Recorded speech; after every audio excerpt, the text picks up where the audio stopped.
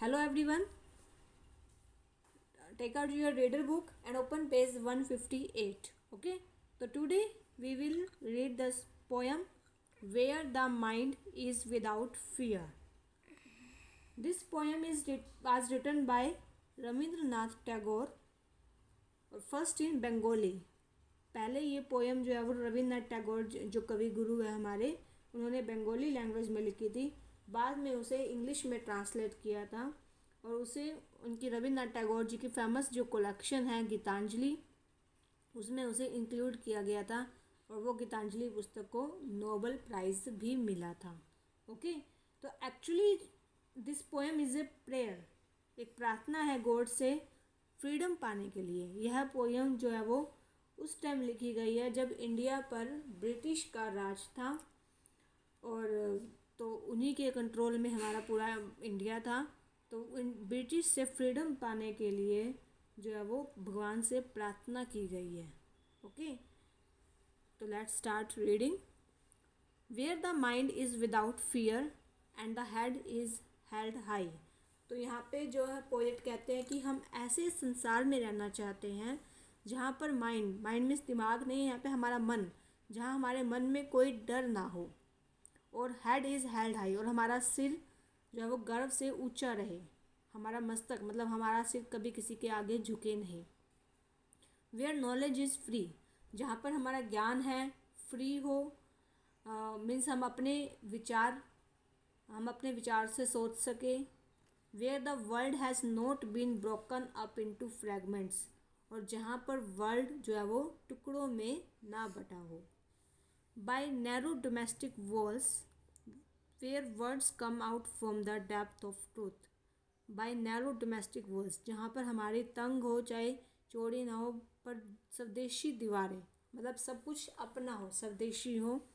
और वर्ड्स, जहाँ वर्ड्स हमारे जो शब्द हैं वो सच्चाई, ट्रुथ की सच्चाई की गहराई से निकले.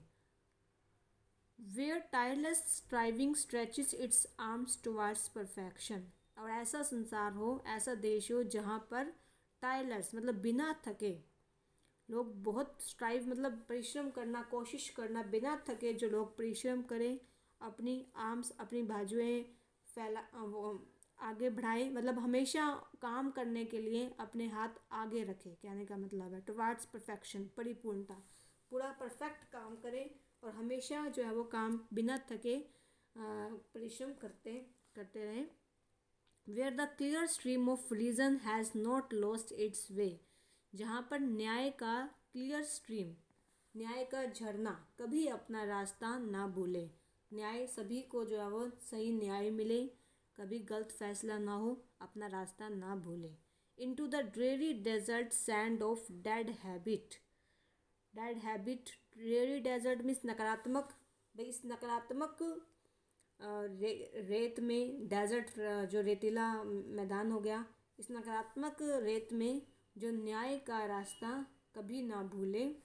Where the mind is led forward by thee, जहाँ पर हमारा जो मन है, दिमाग है, वो आगे ही चलता रहे, अच्छी बातें सोचता रहे, सकारात्मक, आगे फॉरवर्ड, आगे चलता रहे आपके द्वारा. Into ever widening thought and action. ये देखिए, जहाँ दिमाग हमारा आगे चलता रहे, मन आगे चलता रहे, इवन और हमारे विचारों भी और एक्शन काम भी, हम अपने अच्छे अच्छे विचार सोचें, आगे का सोचें और अच्छे अच्छे काम भी करें, एक्शन करें.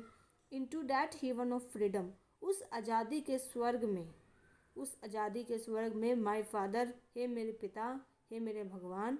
लेट माय कंट्री अवेक, मेरे देश को जागृत करो.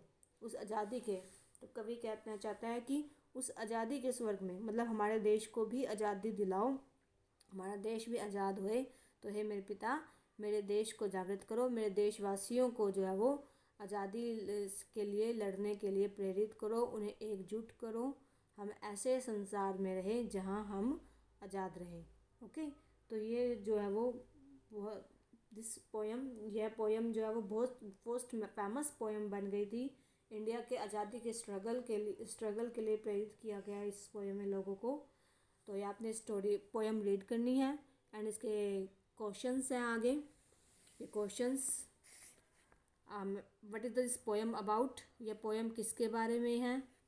Second, what kind of country does the poet want his country to be, तो इस पोएम में पोएट जो है वो किस प्रकार का देश चाहता है। And third question is what qualities does the poet want his country to have, और पोएट इस पोएम में क्या चाहता है कि उनके कंट्री, उसके देशवासियों में क्या क्या क्वालिटीज़ होनी चाहिए। And fourth is how will you describe the poet in just a few words, हम कैसे इस पोएट हम कैसे पोएट को कुछ वर्ड्स में डिस्क्राइब करेंगे पोएट को।